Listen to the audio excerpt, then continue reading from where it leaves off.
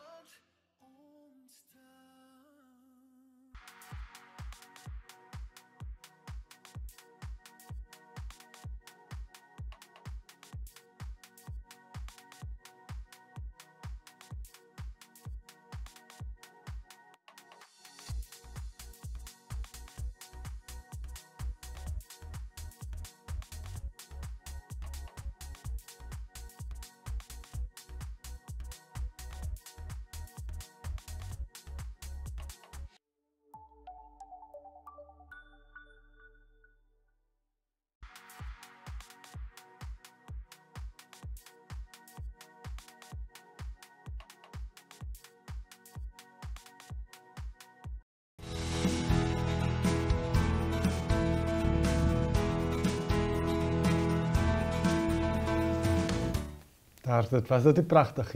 Irene Marie, kom ons praat bietjie nuus. Ek sien jy het ons 'n hoofartikel daar geskryf. Die ministerie stil oor lughawe kwessie. So dit is basies beweringe wat in die sosiale media die rond is begin doen het, dat dit geweldig lank vat vir toeriste om die land binne te kom by douane. Nou weens nuwe visumregulasies en so aan en so voort. So natuurlik, so nou baie meer mense wat visums nodig het wat moet verwerk word by douane voordat hulle in Namibië kan ingelaat word. So daar's mense wat sê hulle wag tot en met 4 ure. So die ministerie het daarop gereageer en gesê dat hulle ongeveer 19-23 sekondes vat per persoon. Om elke persoon te verwerk. Maar dan moet ons ook nou onthou, daar is groepe van sê 200-250 mense wat met Airbus vliegtuie in Namibië land. So natuurlik vat dit dan nou lank en ons baie gevalle waar daar meer as een groep op 'n slag land. Jy weet, of binne 2 of 3 minute van mekaar land en so aan en so voort. En daar is geweldig baie mense in die toerismebedryf wat sê dit vat mense 2, 3, 4, selfs 5 ure soms om net verwerk te word by die lughawe voordat hulle dan nou Namibië kan binnekom. Maar jou wiskunde tel is so mooi nie. Kyk, as hulle minder as 30 sekondes vat per persoon, so daar is 2 mense per minuut. En dan as jy 60 minute het, dat jy klaar 120 persone, nog 60 minute is 240 persone. Ja, so dis 2 ure. 2 ure. So jy kan jy nie by 5 ure kom nie. Ja, maar onthou dan jy 2 ure vir een vlug se groep. Dan land daar nog 'n vlug in daai 2 ure. En dan gaan staan hulle maar agter in die ry. Verstaan jy? So ek het toe nou vra aan die ministerie gelig oor, is daar planne in die pipeline? Want daar is geweldig inkomste. Hulle het ook gesê daar was 100 miljoen Namibiese dollar gegenereer deur hierdie visums. So dan is die vraag, kan ons meer mense aanstel? Kan ons meer toonbanke oopmaak? Want as jy byvoorbeeld net 1 toonbank het, as jy nog 3 mense aanstel, dan sny jy daai tyd in 'n kwart. So wanneer die lughawe dan druk besig is, gaan mense nog steeds 1 uur wag. Wat 'n lang tyd is om te wag. Maar dit is dan nou nie 4 en 5 ure nie, verstaan jy?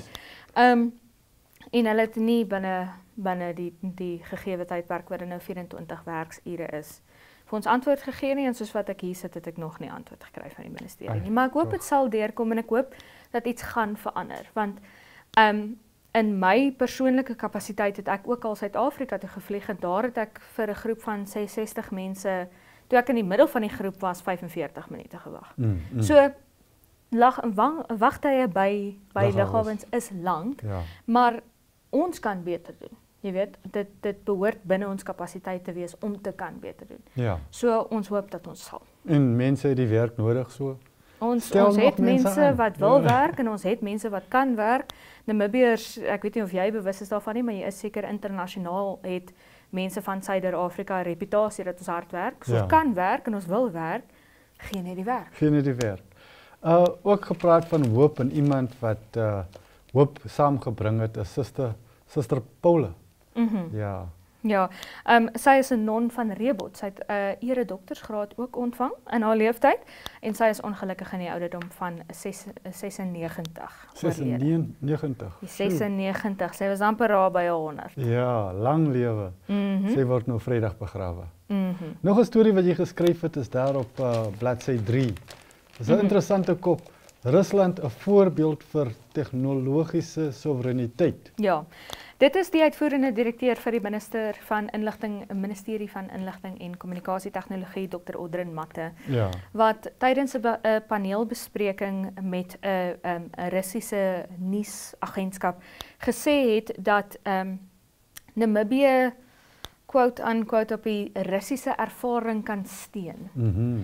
Wanneer dit kom by tegnologiese soewereiniteit. So vir die wat nou nie weet nie, tegnologiese soewereiniteit is basies 'n land wat homself bepaal met betrekking tot sy digitale dienste en sy tegnologiese dienste. Ja. En ek het verlede jaar vra aan die ministerie gerig in hierdie verband en gevra, jy weet, is ons nie noodwendig met die woord tegnologiese soewereiniteit daaraan gekoppel nie, maar in daai geval spesifiek met betrekking tot TikTok. Ja. Hulle het gebruikers gewaarsku teen TikTok en gesê mense moet net versigtig wees. En ek het toe vrae gelig oor, is ons van plan om te beheer wat mense sien op TikTok, op ander sosiale media platforms? Is ons van plan om sekere tipes inhoud te beheer? Is ons van plan om enigstens TikTok te verban? Het ons die kapasiteit daarvoor? Wat moet ons in plek sit om so iets te bewerkstellig? En dit was baie vaag, maar een van die dinge was, ons is nie van plan om dit te doen nie, en jy weet, daar is nie regtige gewig agter daai tipe aksie tans in die ministerie nie. So dit is vir my interessant dat ons van laas jaar af tot nou gegaan het van, ons gaan nie regtig, jy weet, sensorskap toepas op sekere tipe dinge en sekere tipe inhoud en meer noukeurig beheer nie. En nou skielik praat ons oor tegnologiese soewereiniteit. Dit is beslis 'n groot taak om tegnologiese soewereiniteit te kan bykom. Ons gaan moet kyk na wat sien mense op sosiale media. Gaan ons nog sosiale media platforms toelaat in ons land? Gaan ons eie platforms skep, soos wat China gemaak het? Gaan ons net sensorskap uitoefen op sekere tipes inhoud, jy weet, pornografiese inhoud of inhoud waarin mense leed aangedoen word. So daar's baie besluite, sou ons besluit om tegnologies soewerein te word. Baie besluite en baie dinkwerk, baie werk ook daar agter. Ja, ek stem. Maar ek dink daar's ook 'n ander kant tot die verhaal in terme van wat ons toegang tot het. Jy weet, die algoritme en die ding wat hulle noem geolocking. Ek dink ons kry nie maklik toegang tot byvoorbeeld al die nuus wat daar in die wêreld is. As jy byvoorbeeld op YouTube gaan en 'n bietjie wil nuus kyk, kry jy baie Amerikaanse YouTube kanale, maar baie min vanaf Afrika en vanaf die res van die wêreld. En ek dink dit benadeel ons omdat ons nie die nuus kry in daai opsig vanaf die werklike bronne nie. Jy weet, ek wonder ook of hierdie tegnologiese soewereiniteit in stand gestel kan word om ons verbruikers in Namibië groter toegang kan gee tot op wat eintlik in die wêreld beskikbaar is. Ja. So dit kan jy dan nou die spesifiek jy praat van die Amerikaanse half teenwoordigheid in ons nuus. Dis nie noodwendig verkeerd nie, maar jy moet ook onthou waar ons gewoonlik ons nuus ontvang. Jy weet, soos wat jy gesê het, YouTube. Dit behoort aan Google, wat 'n Amerikaanse maatskappy is, wat natuurlik Amerikaanse bronne gaan bevoordeel. En as jy praat van Namibiese nuus vanuit Afrika, kan jy ook baie duidelik sien, dit is agentskappe wat in die buiteland gebaseer word. Gebaseer is, soos byvoorbeeld Al Jazeera, soos BBC, daai tipe mense, BBC Africa. Hulle is in die buiteland gebaseer en hulle skryf oor Afrika kwessies, en ons het nou al gesien baie keer dat hulle kry soms die kat in die stert. Nie altyd nie, maar soms, jy weet. En dan selfs die Namibiese agentskappe het ooreenkomste met buitelandse agentskappe. Ja, net so. So dit is dan moeilik om te sê, jy weet, jy kry unbiased nuus, jy weet, en jy sien die volle prentjie en jy hoor die volle storie wanneer jy begin sien, en dis ek en jy wat bietjie insig het in die nuusbedryf wat verstaan waar hierdie ooreenkomste inkom, wat dan nou kan sien, dis nie altyd 100% soos wat dit is. Ja nee, daar het julle dit, en daar is natuurlik nog baie nuus in Republikein vir julle vandag, so gaan lees gerus, dit dan vir die nuusgesprek, maar bly by ons, daar is nog baie op Klets Kompas.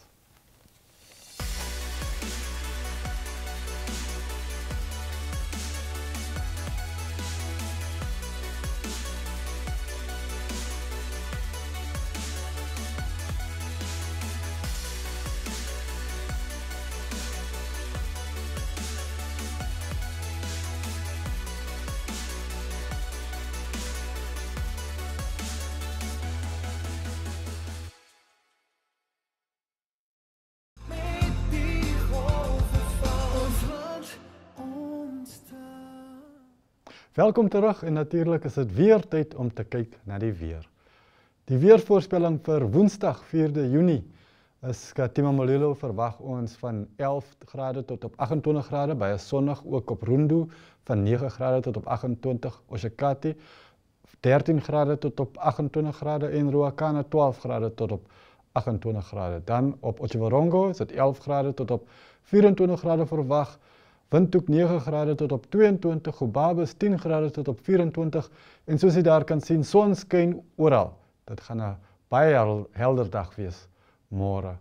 Op Buntjes Bay ook son skyn, 17 grade tot op 31 verwag, Walvis Bay 19 grade tot op 28, Mariental 12 tot op 26, op Keetmanshoop verwag ons 14 grade tot op 26, Loedrits ook 15 grade tot op 26, Armsvlei in die diepsyde 14 grade tot op 27 en Oranjemund 11 grade tot op 18 grade môre verwag in die weervoorspelling. Goeiedag, ek is Pieter van Zyl van GSAP Namibia. Dit is Mike van Jalstingen, hy is my vernoot in die besigheid. Ons doen herbisides en landbouchemie en ons gebruik drones vir die aanwending daarvan. Ons het verskillende tipe drones hier so by ons. Ons het 'n klein DJI M3 mapping drone waarmee ons die mapping doen vir die boer. Ons gaan uit na die boer toe en ons map sy grondvorm of die kamp of die area wat hy wil strooi of wil spuit.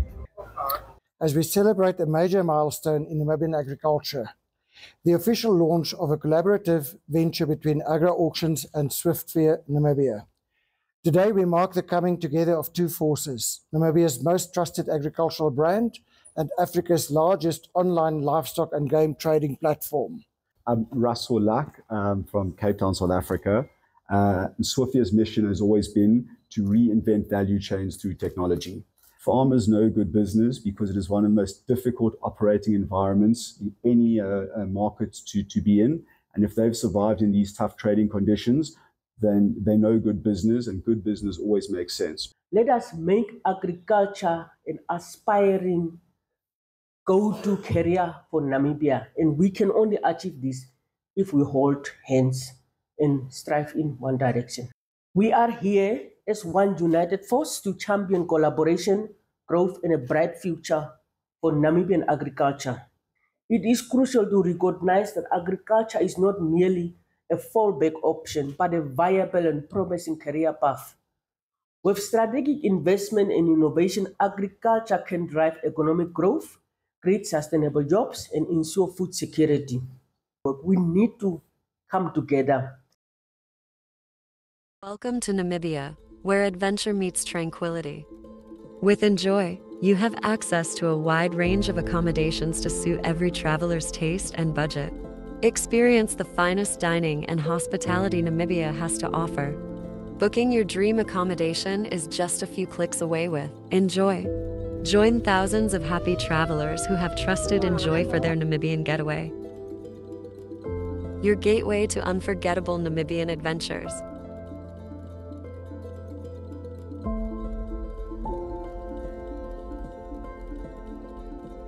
Visit us today at enjoy.my.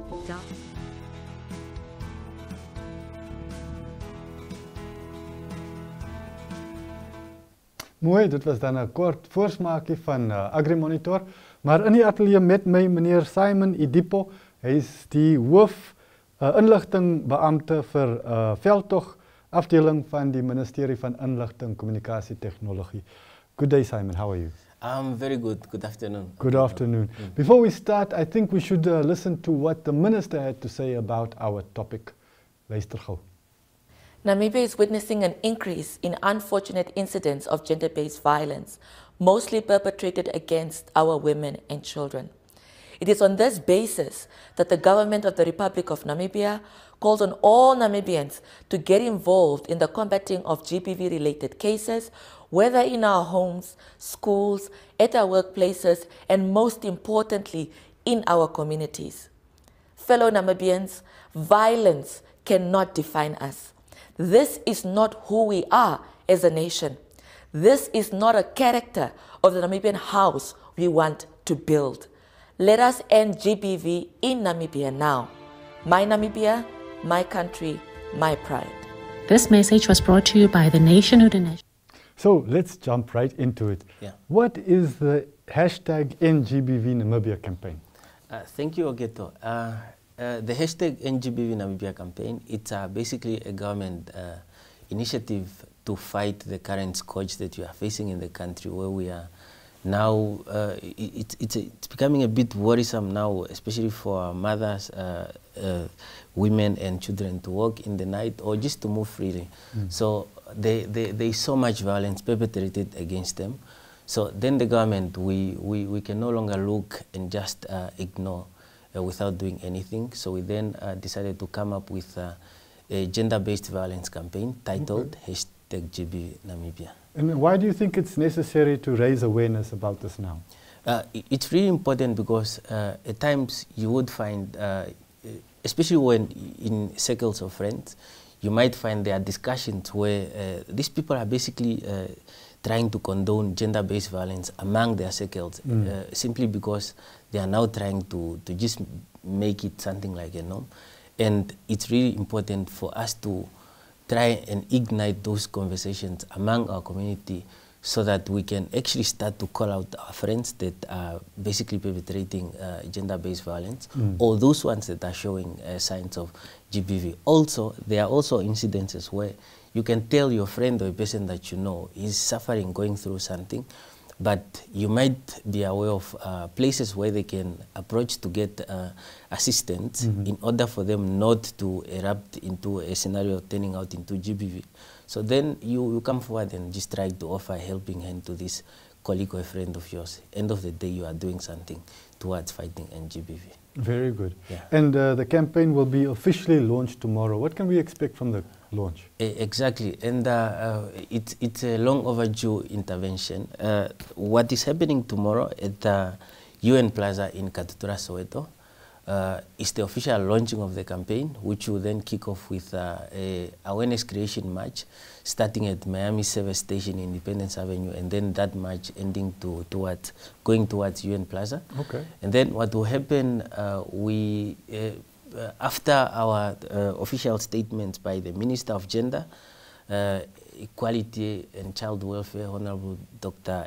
Emma Kantema Gomez, and Honorable Minister of Information, Honorable Emma Theophilus, after even given their official statement, we are then going to unveil the communication materials, promotional materials that are basically communicating various messages about this campaign.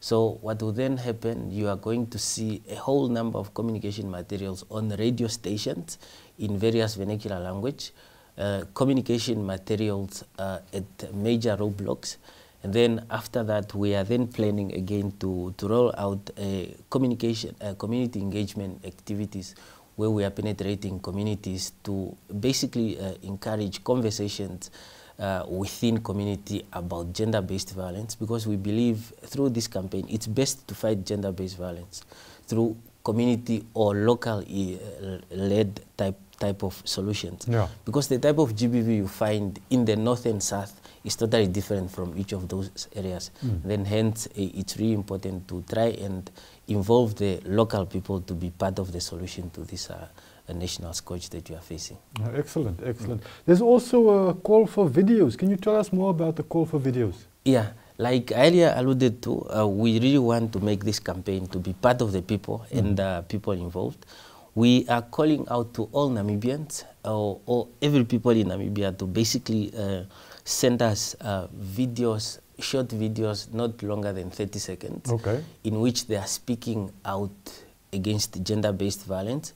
It can be suggestions they are bringing forward on, for example, bad characters they are seeing in their community and just how they want to see their fellow peers to change those types of behavior.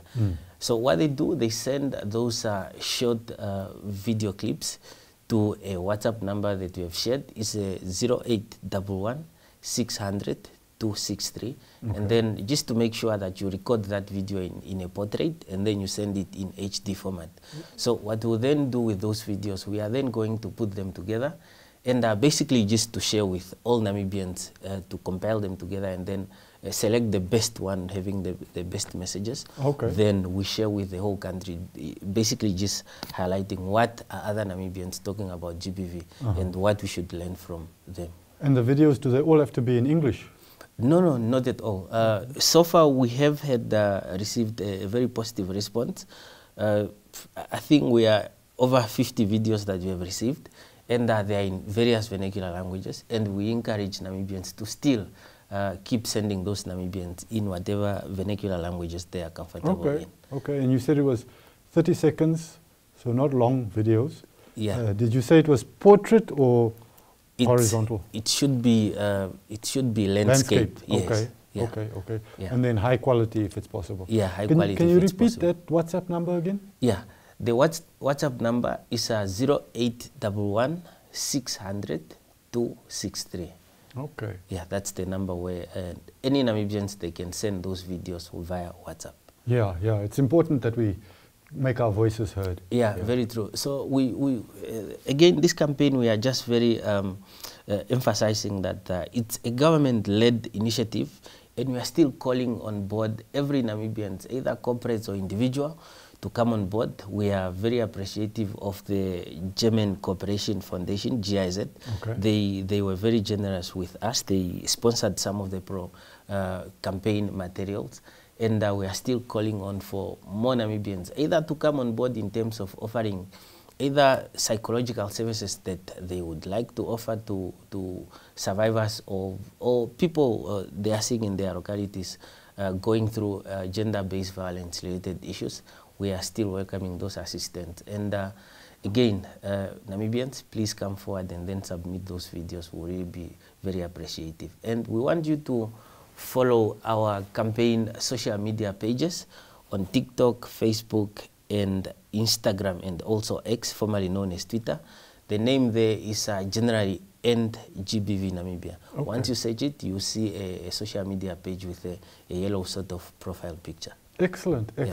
En daar hoor jy nou self vanaf meneer Edipo. Hy is die hoof inligtingbeampte vanaf die Ministerie van Inligting, Kommunikasie, Tegnologie en nooi ons almal Namibiërs uit om ons stemme hard te maak en ons bydrae te lewer teen geslagsgebaseerde geweld.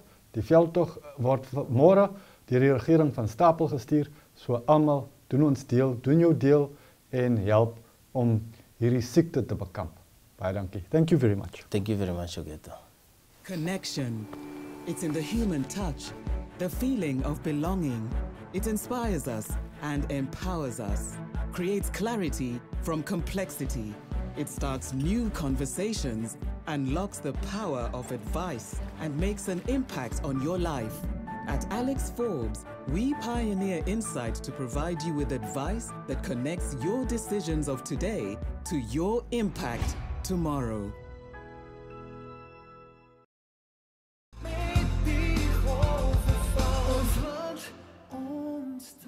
Daar is dit en so het ons weer tot die einde gekom van nog opwindende uitsending van Klets Kompas, belangrike boodskap wat daar gedeel is.